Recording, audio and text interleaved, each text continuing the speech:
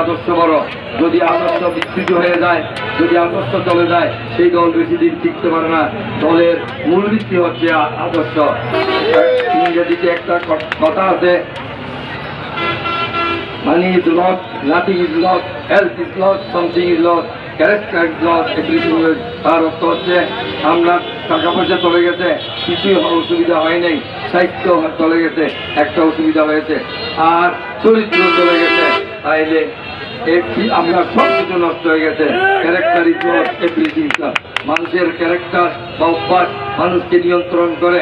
আজকে আপনারা মাফিয়াকে যারা তাদের শীষ প্রতীকের জন্য, মাফিয়ার জন্য ভোট চাচ্ছেন, বিবেকের কাছে একবার প্রশ্ন করেন, এর জন্য কি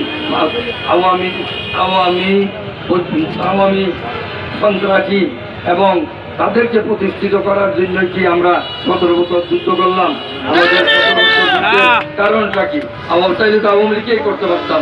আমরা ত্যাগ চিকিৎসা করে, এত জুলুম নির্যাতন সহ্য করে একটা গণঅভ্যুত্থানের মাধ্যমে গণতন্ত্রের সুবতাস যখন বইতে শুরু করেছে, তখন দলীয় মনোনয়নের ক্ষেত্রে মাফিয়া চক্র এটা গ্রাস করছে।